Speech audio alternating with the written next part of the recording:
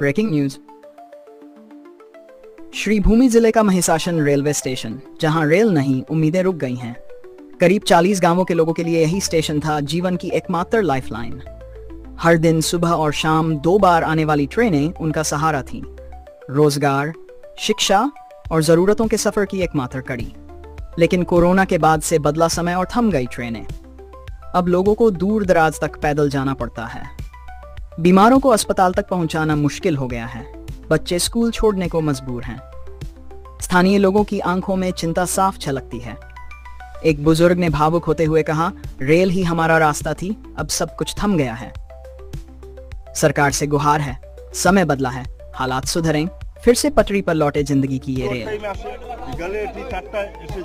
তখন মানুষ office time থেকে অফিসে যেতেও পারে না, যে টাইমে আসে আজকে কি জন্য লেট করতে জানি না। তো অন্যান্য বিকালেও যে টাইমে আসে মানুষ আসতে পারে না। রেলে এই রোড কন্ডিশন আপনারা দেখছেন, আপনারা সাংবাদিক হিসাবে আপনারা এটা দেখবেন, সরকারের অন বিহাফ অফ পিপুল সরকারের দৃষ্টি আকর্ষণ করবেন, আমরা এটা অনুরোধ করি।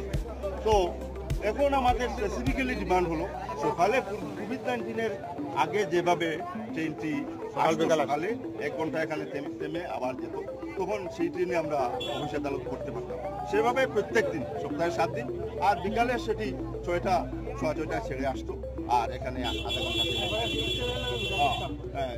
এই ট্রেনটি প্রথমে আমি সোফারাইনো দুলভছড়া থেকে এসে করিমগঞ্জ থেকে মহিষাসন আসতো, আর তারপর সে মহিষাসন থেকে এটা শিলচর যেত। শিলচর গিয়েও অনেক মানুষ এই ট্রেনে গিয়েও অনেকে অফিস। এখন অসুবিধাটা কি?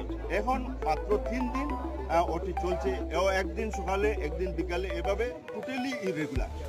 3 দিনও সকাল বিকাল আগের মতো চলে, এরকম। এতে ছাত্রছাত্রী বা জনগণের বিরাট অসুবিধা। আমরা তো বললাম যে এটা লাইফলাইন আমাদের মহিষাসন, ভেদরং, পাতু, তেসুয়া, সুরিগ্রাম, বারোভঞ্জি, এই বৃহত্তর ধরেন মাইজগ্রাম জিপি, পাতু, সুরিগ্রাম জিপি, লাচু জিপি, এই 3-4টি জিপির লাইফলাইন বলা যায় এই মহিষাসন এবং অনেক জিপি। এখান থেকে অটোর ভাড়া হলো 50 টাকা, ট্রেনে মাত্র 10 টাকা, 40 টাকা আমরা শিলচর যেতে পারতাম এখান থেকে ডাইরেক্ট ট্রেনে। কিন্তু আজকে সেগুলোর থেকে আমরা বঞ্চিত হয়েছি। আর রোডের কন্ডিশনও মোটেই ভালো না। ছাত্রছাত্রীরা বিপন্ন হচ্ছে, আমরা জনসাধারণ বিপন্ন হচ্ছে, আমাদের কাজ কারবার সব কিছু নষ্ট হয়ে যাচ্ছে।